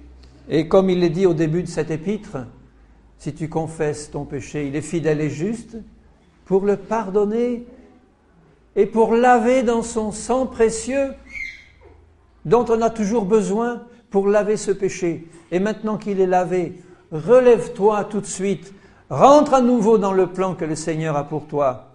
Arrête de te morfondre. Tu as confessé de tout ton cœur. Tu as reçu la révélation dans ton cœur de la puissance du sang. Ce sang qui efface parfaitement mon péché. Qui ne me donne pas la liberté de pécher comme je le veux pour être pardonné tout de suite. C'est pas ça, l'action du Saint-Esprit. Qui me donne une conviction profonde de péché pour que j'en sorte. Et qui me donne la révélation de la parole du Seigneur pour entrer dans son plan. Et si cette foi-là est dans mon cœur, cette foi que me donne le Saint-Esprit et la parole, l'action du sang, l'action de la parole et l'action du Saint-Esprit qui sont d'accord avec les 3 qui sont dans les cieux, Père, Fils, Saint-Esprit, qui sont aussi dans mon cœur par le Saint-Esprit. Mais les 3 en haut et les 3 en bas sont d'accord, ils travaillent dans le même sens, faire descendre tout le plan qui est là-haut dans les cieux et le manifester dans ma vie, constamment par l'action du sang, de la parole et de l'Esprit qui est dans mon cœur et qui travaille à me révéler ces choses et à me faire entrer dans son plan. Constamment, constamment.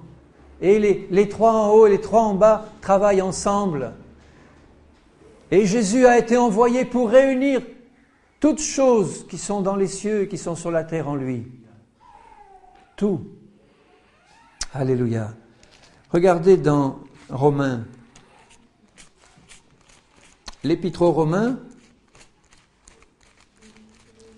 au chapitre 6, l'Esprit L'eau et la parole sont sur terre en ce moment en train d'agir. C'est ce que nous faisons là. Nous ouvrons la parole, le Saint-Esprit est là, nous sommes couverts du sang de Jésus et nous sommes en train de pénétrer et d'avancer dans le plan merveilleux du Père. Dans Romains 6, l'apôtre Paul, et je vais lire quelques versets dans Romains 6, 7, 8, pour nous montrer la grandeur de l'œuvre merveilleuse de Jésus qu'il a accomplie pour nous. Une délivrance totale, parfaite. Il a prévu tout. Et nous allons reconnaître là bien des aspects de notre vie chrétienne par où Paul était passé aussi et comment le Seigneur lui a ouvert les yeux sur la victoire en Jésus. Dans Romains 6, il dit au verset 2, « Nous qui sommes morts au péché, comment vivrions-nous dans le péché ? Ignorez-vous » On revient toujours à cette révélation par le Saint-Esprit. Est-ce que vous n'avez pas reçu la révélation par l'Esprit et par la parole, Romains, que nous tous qui avons été baptisés en Jésus, plongés en lui, c'est en sa mort que nous avons été plongés.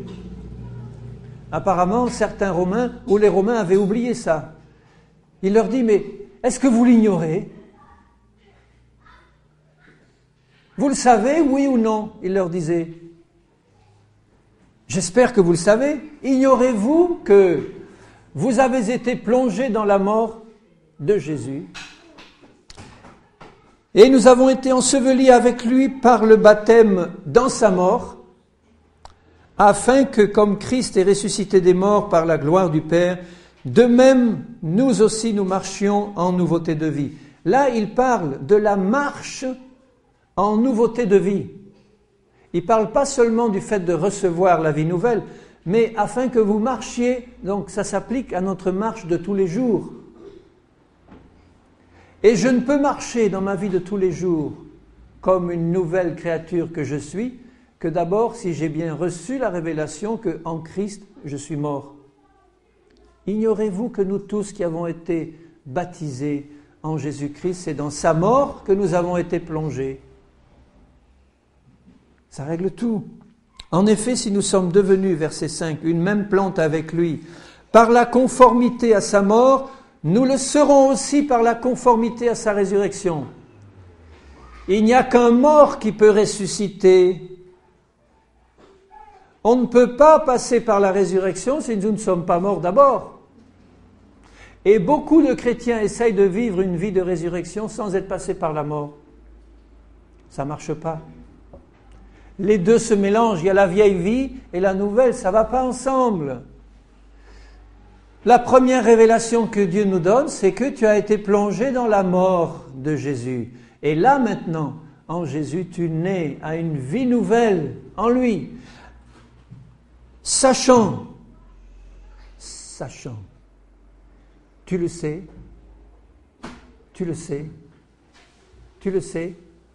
sachant que notre vieil homme, avec ses convoitises, ses passions, tout ça, a été crucifié avec lui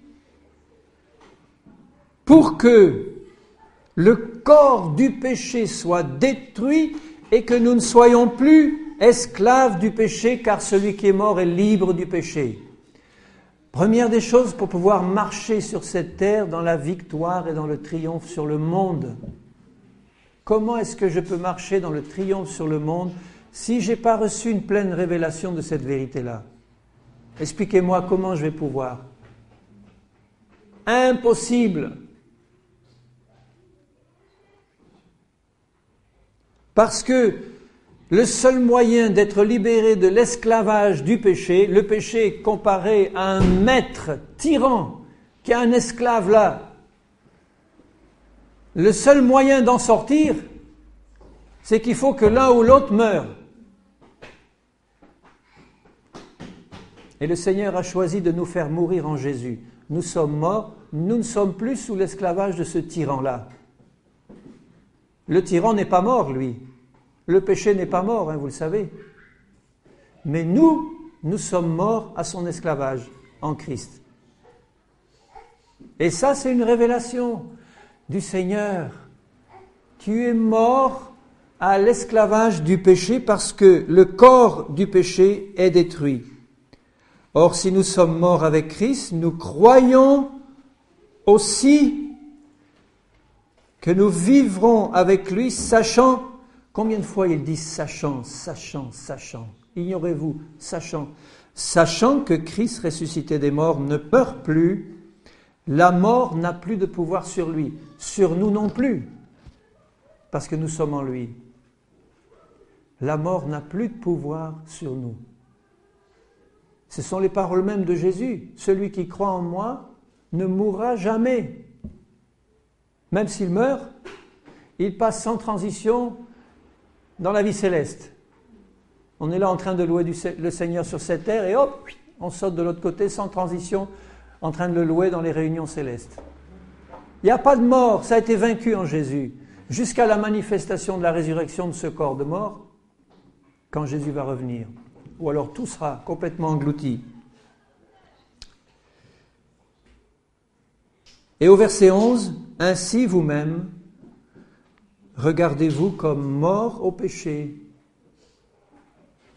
et comme vivants pour Dieu en Jésus-Christ. » Alors tu comprends, mon frère, ma sœur, qu'il ne s'agit pas de te considérer comme mort si tu ne le sais pas d'abord par une révélation du Saint-Esprit. Sinon, c'est la méthode Coué. Oui, je me considère comme mort, je me considère pas comme mort. Mais dans le fond du cœur, tu n'en crois pas. Tu n'en crois pas du tout, parce que tu ne le crois pas du tout, parce que tu n'as pas eu vraiment profondément la révélation que c'est fait en Christ. À partir du moment où tu sais dans ton cœur que c'est fait, tu vas te considérer comme mort, parce que tu le sais. Quoi, tu le sais? C'est pas une invention, c'est une révélation du Seigneur qui nous le montre. Alors, Paul avait reçu dans ce chapitre 6, là, il nous montre cette étape-là, j'ai reçu la révélation que je suis mort en Christ. Alléluia, quelle libération! Alléluia! Et puis il continue, je lis au verset 22. Maintenant, étant affranchi du péché et devenu esclave, non plus du péché, mais de Dieu, vous avez pour fruit la sainteté, pour fin la vie éternelle. Le salaire du péché, c'est la mort, mais le don gratuit de Dieu, c'est la vie éternelle en Jésus-Christ, notre Seigneur. Alors, il commence par recevoir cette révélation de la libération de l'esclavage du péché. Mais ce n'est pas tout, parce que le chapitre 7 représente pour nous chrétiens une expérience que nous allons vivre après cette première révélation. La révélation de notre mort en Jésus et de la mort à l'esclavage du péché.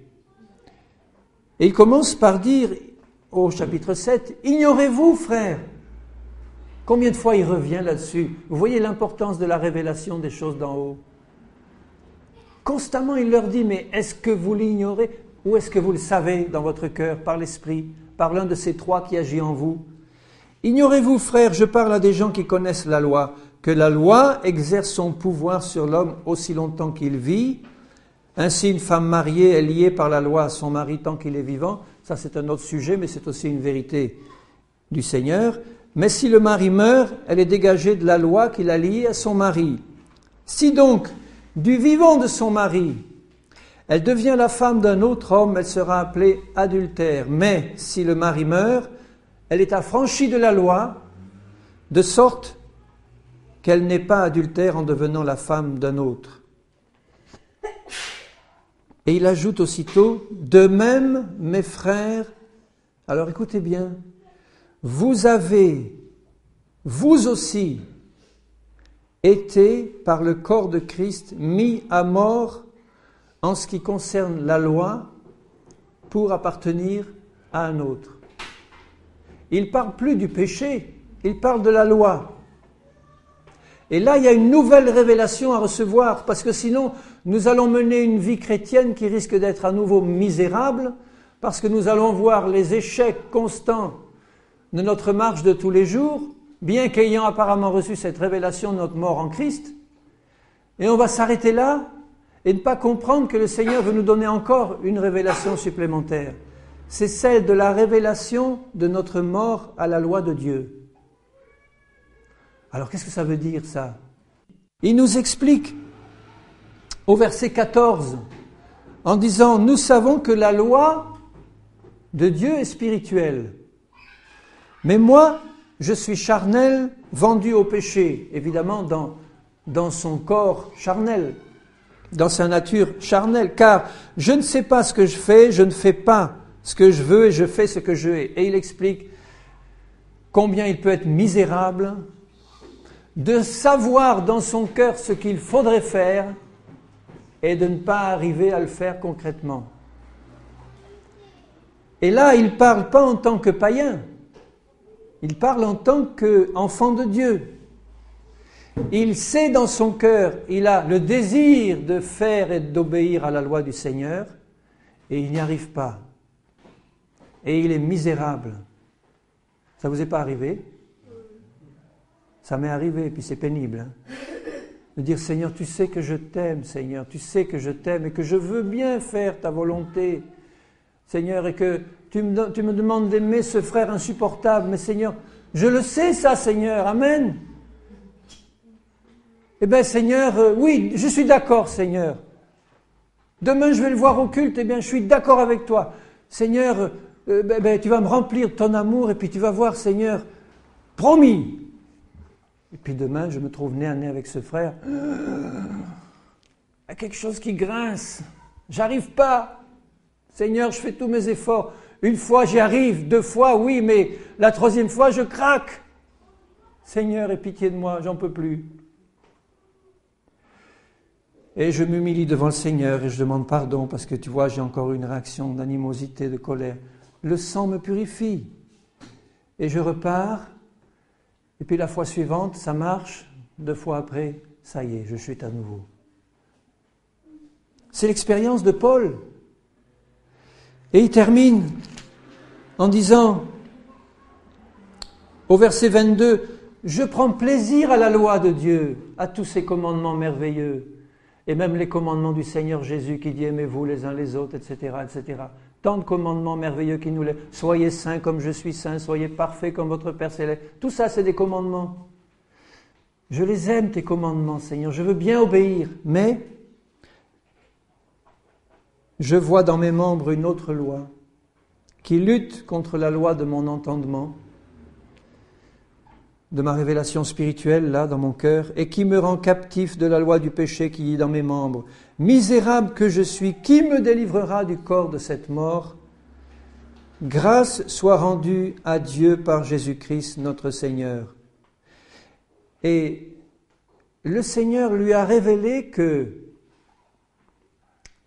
il ne fallait pas qu'il puisse entrer dans le plan de Dieu simplement par une obéissance personnelle aux lois et aux commandements du Seigneur, qu'il fallait que là aussi il capitule devant Dieu et qu'il reconnaisse que par ses forces personnelles, il ne peut pas, même étant né de nouveau, il ne peut pas obéir à la loi de Dieu s'il ne marche pas par l'Esprit.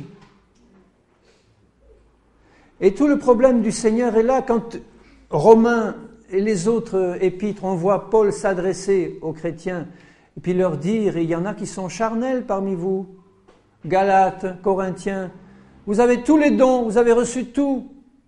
Et puis il y a des choses qui ne sont pas à la gloire de Dieu, qui montrent que la chair est encore en train de travailler au milieu de vous.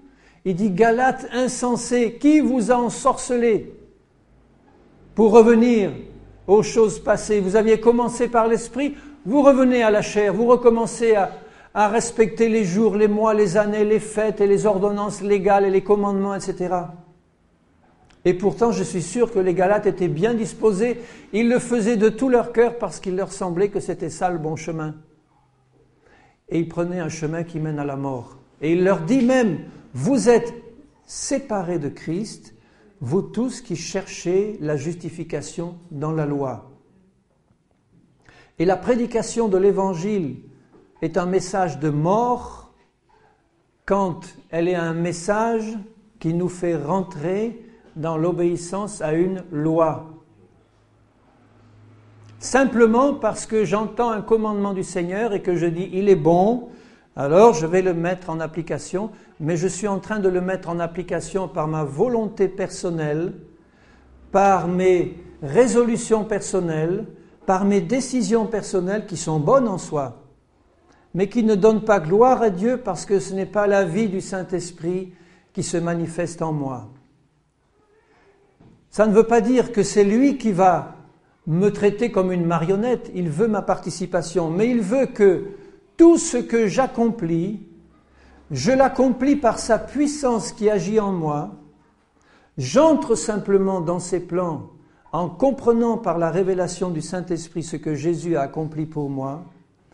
Et je dis, Seigneur, maintenant tu me révèles tes plans et j'entre dans tes plans. Je choisis de collaborer à ton œuvre, mais ça ne va pas être par mon intelligence, mes forces personnelles, ma résolution, mon obéissance humaine à ta loi. Ça va être par l'action de ton esprit dans ma vie. Ni par force, ni par intelligence, mais par mon esprit, dit le Seigneur. C'est ça qu'il appelle la marche par l'esprit. Et la marche par la chair mène à la mort. Si vous marchez selon la chair, vous mourrez. Et il dit, je veux que vous compreniez que vous avez été libérés de l'esclavage de la loi. Ce n'était pas le cas des Juifs, et ce n'est pas le cas de tous les chrétiens qui marchent sous la loi, à qui on prêche des commandements qui sont excellents en eux-mêmes, sans prêcher la base de l'évangile qui est la croix, la mort en Christ et la résurrection en Christ, et comment marcher par l'esprit, puisque ça s'apprend. S'il n'y a pas cela, il y a un enseignement qui est légaliste, qui ne produit que l'hypocrisie et la désobéissance. Parce que c'est le fruit de la tradition des hommes, c'est le fruit de ma volonté propre, et ce n'est pas le fruit de la vie du Saint-Esprit en moi. Vous voyez la différence ? C'est important de recevoir cette révélation. Parce que la loi de Dieu est bonne. Mais si je la reçois comme une loi que j'essaie de mettre en pratique par ma volonté personnelle, je vais aller à l'échec. Parce que Dieu me dit, je n'ai que faire de tes forces humaines, personnelles, de ton intelligence, de tes dons personnels et tout ça. Ce que je veux, c'est être tout en toi et manifester ma vie en toi et me servir de toi comme d'un instrument intelligent, mais de l'intelligence du Seigneur, comme Paul l'a été, comme les apôtres l'ont été, comme les disciples l'ont été, qui étaient des instruments entre les mains du Seigneur, remplis de sa vie, et qui étaient dirigés et conduits constamment par le Saint-Esprit, où il n'y avait absolument dans leur vie aucune trace d'organisation humaine, de planification humaine, de comité humain, de groupes d'hommes qui organisaient l'Église à leur façon, en dénomination, en groupe, et qui envoyaient leur mission à gauche, à droite pour faire la volonté du Seigneur. On ne voit pas ça dans la parole. On voit des serviteurs de Dieu qui jeûnent et qui prient, le Saint-Esprit se manifeste, mettez-moi à part Paul et Barnabas pour l'œuvre à laquelle j'étais. Et à l'instant où Paul voulait rentrer en Bithynie, eh bien bon, le Saint-Esprit les a arrêtés, il leur a montré, c'est pas ma volonté, allez, il reçoit une vision, le Macédonien, il rentre. Ils rentraient dans les plans du Seigneur, ils étaient dirigés par le Saint-Esprit. C'était pas la volonté propre de Paul, c'était l'œuvre du Saint-Esprit qui les conduisait jour après jour. Ils marchaient par l'Esprit.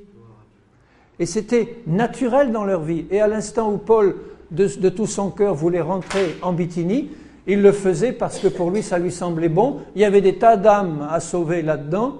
Mais parce qu'il était conduit par l'Esprit, qu'il était sensible à la direction de l'Esprit, qu'il avait compris qu'il était mort au péché et à la loi, reçue comme une lettre qui tue, mais qu'il était en train d'être conduit par l'Esprit et ouvert à l'action du Saint-Esprit, il a dit ça, d'accord Seigneur, il y a plein d'âmes à sauver en Bithynie, mais ton Esprit m'arrête, je vais aller où me conduit ton Esprit. Il est allé en Europe, en Macédoine, et ça a été l'ouverture de l'Europe à l'évangélisation du Seigneur. Si je fais une campagne d'évangélisation dans ma ville qui est conduite simplement par mon désir humain sanctifié de gagner des âmes pour le Seigneur et de répandre sa parole, alors que le Seigneur me demandait de faire autre chose à ce moment-là, ça ne va pas porter le fruit que le Seigneur voulait. Parce que ce n'est pas ça que le Seigneur voulait pour moi en ce moment précis. Bien qu'il ait dit, allez dans la terre entière, annoncer ma parole. Mais il leur dit aussi, immédiatement après, restez là, attendez que vienne sur vous et en vous le Saint-Esprit pour que vous soyez mes témoins, pour que vous puissiez marcher par l'Esprit.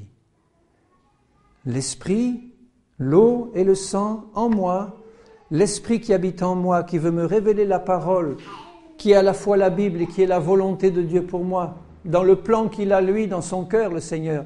Moi, je suis loin d'avoir le milliardième du plan du Seigneur dans mon cœur. Lui a tout. Mais si chacun de nous, nous marchons par l'Esprit, le plan du Seigneur va se réaliser comme il le veut lui.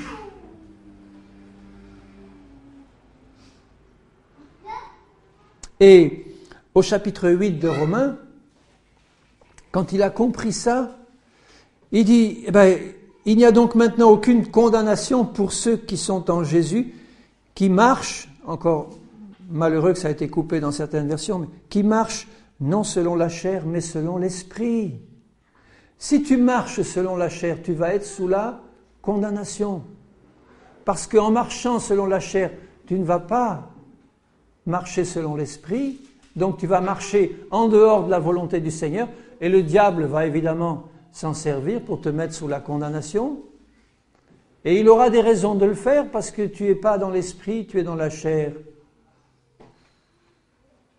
Mais à moi de ne pas me laisser mettre sous cette loi de condamnation en revenant au Seigneur et à sa parole et en voyant au verset 2, en effet, la loi de l'esprit de vie en Jésus-Christ m'a affranchi de la loi du péché et de la mort.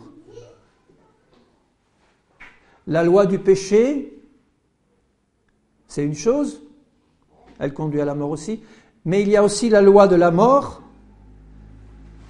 qui est le fait de suivre une loi, tout simplement, humaine. J'ai été libéré de tout ça parce que ma chair, j'ai été crucifié en Christ, le monde a été crucifié pour moi, j'ai été crucifié pour le monde, j'ai été crucifié et je suis mort à la loi pour que je marche maintenant par le Saint-Esprit. La loi de l'esprit de vie m'a libéré. Là aussi, c'est une révélation. Quand je reçois cette révélation, je parle au passé comme le Seigneur. Je dis maintenant, Seigneur, où je te parle, la loi de l'esprit de vie m'a libéré de la loi du péché et de la mort. Il y a une nouvelle loi qui a remplacé l'ancienne, contre laquelle je ne pouvais rien faire. Comment lutter contre une loi ? Impossible. Il faut qu'elle soit annulée par une loi supérieure. La loi de l'esprit de vie en Jésus. Et je lis la suite. Chose impossible à la loi parce que la chair la rendait sans force, Dieu a condamné le péché dans la chair en envoyant, à cause du péché, son propre Fils dans une chair semblable à celle du péché. Et cela pour que la justice de la loi soit accomplie en nous, qui marchons non selon la chair, mais selon l'esprit.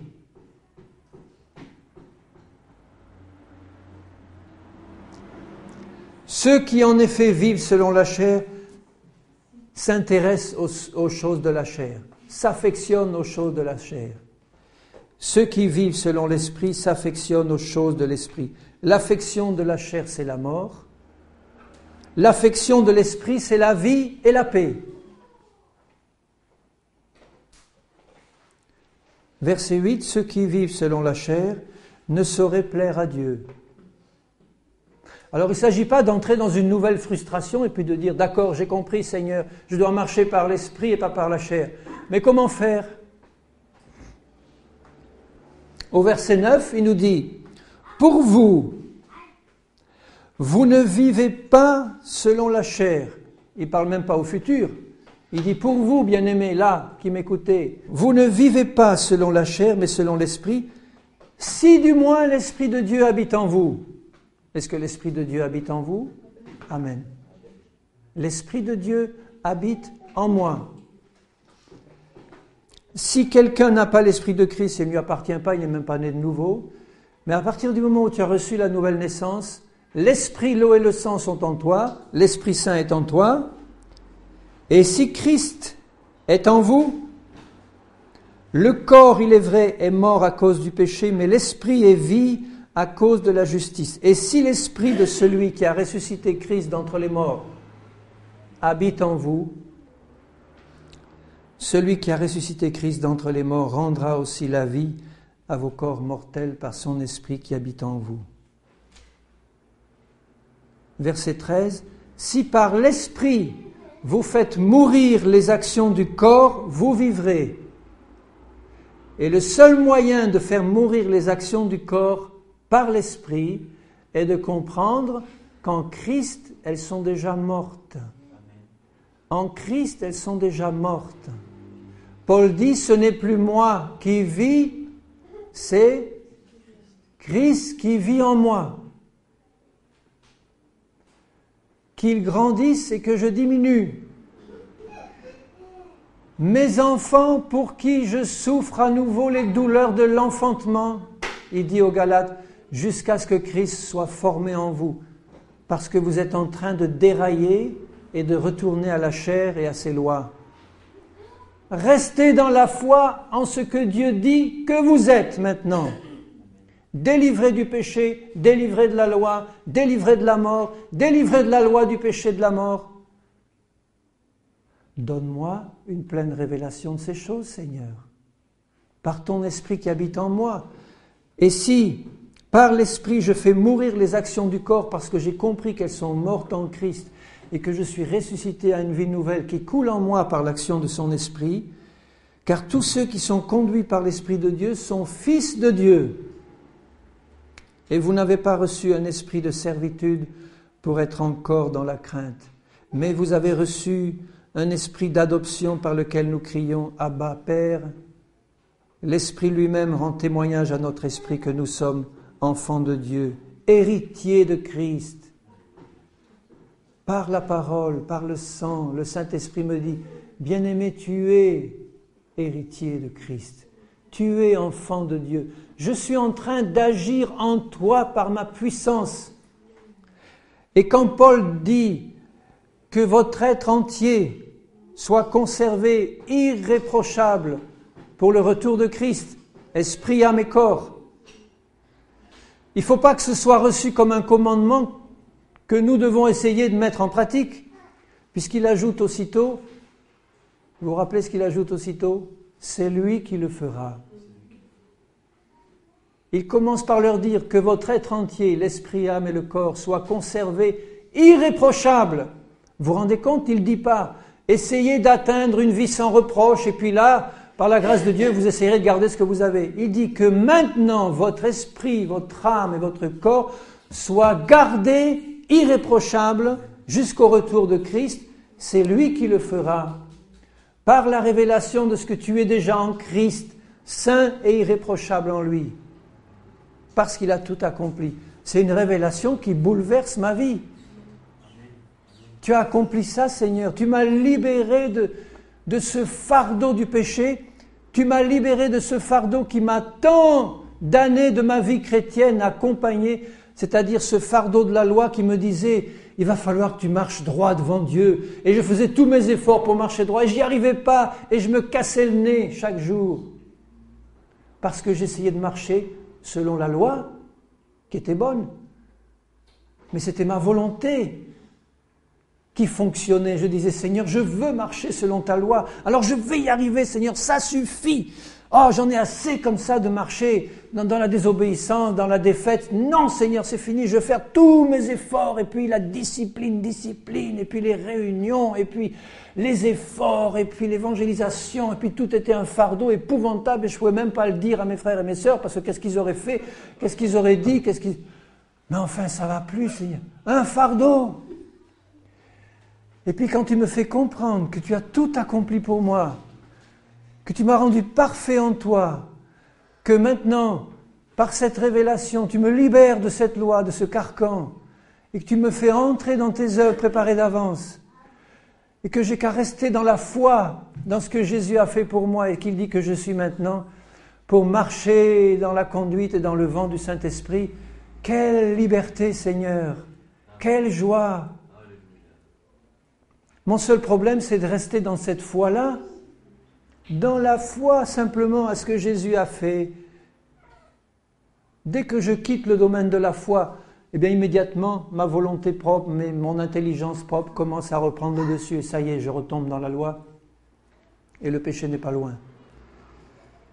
Mais quand je reste dans la foi au Fils de Dieu, vous comprenez pourquoi maintenant il dit « Celui qui croit en Jésus, que Jésus est le Fils de Dieu, a triomphé du monde ». Ça ne veut pas dire simplement « Je crois en toi Jésus, tu as lavé mes péchés, point final ». Non, mais j'ai compris par la révélation du Saint-Esprit, de l'eau et de la parole et du sang, j'ai compris qu'est-ce que tu avais fait pour moi. Combien est grande l'œuvre que tu as accomplie à la croix. Tu as tout prévu d'avance, même ma marche chrétienne, tu l'as prévue. Tu as été fait sanctification pour moi. Non, mon seul problème, c'est de te laisser vivre. Prends la direction, Seigneur. Quand c'est moi qui la prends, tout capote. Prends la direction, Seigneur. Et il nous la prend pas après pas dans notre vie chrétienne. Il nous la prend, c'est lui le maître. Je terminerai par... Enfin, moi j'aurais pas envie de terminer, mais il faut que je termine quand même. Je terminerai par un verset dans Éphésiens 4. Je ne l'ai pas lu ce matin, je vais le lire maintenant. Dans Éphésiens 4 et au verset 17. Il venait de leur expliquer toutes ces grandes choses que Dieu avait accomplies et ce qu'ils étaient en lui. Et il dit dans Éphésiens 4, 17, « Voici donc ce que je dis et ce que je déclare dans le Seigneur, c'est que vous ne devez plus marcher comme les païens. » Là aussi, si je reçois ça comme une loi, un commandement, je vais être perdu. Vous ne devez plus marcher comme les païens qui marchent selon la vanité de leurs pensées. Ils ont l'intelligence obscurcie. Mais oui, nous aussi on peut l'avoir. Hein. Ils sont étrangers à la vie de Dieu à cause de l'ignorance qui est en eux. Chaque fois que le Seigneur nous révèle quelque chose dans sa parole, l'ignorance s'en va, le voile se lève et je comprends. À cause de l'endurcissement de leur cœur, ayant perdu tout sentiment, ils se sont livrés, etc. Ça, c'est les païens, c'est plus nous maintenant. Il dit au verset 20, « Mais vous, ce n'est pas ainsi que vous avez appris Christ. » C'est bizarre comme terme, apprendre Christ. Nous l'avons en nous, mais nous avons besoin d'apprendre Christ. Donc de le connaître. Parce qu'il veut se révéler. Et il veut nous révéler ce qu'il a fait pour nous. Et ce qu'il a fait de nous en lui. Ce n'est pas ainsi que vous avez appris Christ, si du moins vous l'avez entendu. C'est Christ qui parle. Par le Saint-Esprit et par sa parole. Jésus dit dans l'Apocalypse que celui qui a des oreilles pour entendre, entende. Il nous a donné des oreilles pour entendre. Il parle par le Saint-Esprit. Que mon oreille soit ouverte. Si conformément à la vérité qui est en Jésus, c'est en lui que vous avez été instruits à vous dépouiller, eu égard à votre vie passée, du vieil homme qui se corrompt par les convoitises trompeuses.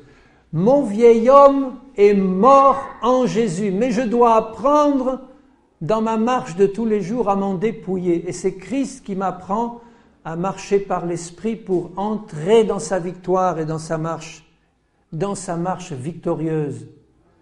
Dans chaque situation que je vis, il va me laisser le choix entre la marche par l'esprit et la marche par la chair. La marche par la chair, c'est ma volonté propre. L'autre jour, il n'y a pas longtemps, je prenais un exemple trivial. Vous vous trouvez à un feu rouge, le feu passe au vert, vous ne démarrez pas assez vite, et puis derrière, ça commence à couiner, ça commence à s'énerver. Bon, quand je marchais selon la chair, je répondais de la même manière, où je sortais de ma voiture pour commencer à crier contre celui qui... Mais nous maintenant qui marchons selon l'Esprit, au moment où ça se passe, au moment où cette expérience, je suis en train de la vivre, si mon cœur reste attaché à ce que mon Seigneur m'a révélé, que je n'oublie pas que je suis une nouvelle création en lui, que je n'oublie pas que j'ai été délivré de la loi du péché et de la mort, je dis à ce moment-là, Seigneur, non pas moi, mais toi, tu prends la direction des opérations, Seigneur. Je te laisse, et pourquoi il dit, Paul, offrez vos corps comme un sacrifice vivant. Il parle de mon corps. Offrez vos corps. Seigneur, je t'offre mon corps comme un sacrifice vivant. Ça ne veut pas dire simplement pour te louer et t'adorer, mais pour marcher d'une manière digne de toi dans la vie de tous les jours. Et je dois garder cette conscience du Seigneur Jésus, mes yeux sur le Seigneur, sur son œuvre et sur ce qu'il a fait. Il m'a libéré de la loi du péché, il m'a libéré de l'esclavage de la chair, il vit en moi. Seigneur, dans chaque circonstance de la vie, eh bien, je veux prendre un moment pour décider de te laisser conduire pour que ce soit toi qui vive en moi et qui se manifeste en moi. Et là, je marche par l'Esprit. Si vous avez été instruit à vous dépouiller du vieil homme qui se corrompt, à être renouvelé dans l'esprit de votre intelligence, renouvelé par quoi? Par l'eau de la parole, par le Saint-Esprit. Je me nourris de la parole, mais alors, quand je la lis, je l'absorbe et je dis, Seigneur, par ton esprit, tu vas faire entrer cette révélation en moi, pas la lettre qui tue que j'apprends par cœur et que je ressors par cœur, mais la révélation profonde qui est derrière, qui est dedans. Seigneur, je veux la recevoir dans mon cœur, dans mon esprit, pour que mes yeux s'ouvrent à une nouvelle révélation de toi et que je puisse apprendre un peu plus à marcher par l'esprit, comme toi tu veux que je marche, à être renouvelé dans l'esprit de notre intelligence et à revêtir l'homme nouveau, créé selon Dieu dans une justice et une sainteté que produit la vérité. Le Seigneur est appelé le Maître. Nous sommes ses disciples, il vit en nous par son esprit et il nous apprend à marcher par l'esprit. Ça ne s'apprend pas d'un coup, mais ce que nous pouvons recevoir d'un coup, c'est la révélation du Saint-Esprit, de ce que Jésus a fait pour nous et de ce qu'il a fait de nous en lui. Alléluia. Devenons donc les imitateurs du Seigneur par la révélation de sa parole, de son esprit en nous. Si nous n'avons pas reçu cette révélation, prions le Seigneur de nous la révéler et avant tout de se révéler lui-même à nous. Rappelez-vous que la vie de Paul a été complètement bouleversée à l'instant même où il a eu cette révélation de Jésus. Lui qui était un meurtrier, un homme violent, emporté, un persécuteur de l'Église, il a été touché par la révélation du Seigneur et instantanément sa vie a été complètement bouleversée. Il n'a pas mis 20 ans à se sanctifier, ça a été fait d'un coup. Il a eu la révélation du Seigneur. Qui es-tu, Seigneur? Je suis Jésus que tu persécutes. Il a eu même la révélation du corps de Christ là. Il était en train de persécuter l'Église et c'est Jésus qu'il était en train de persécuter.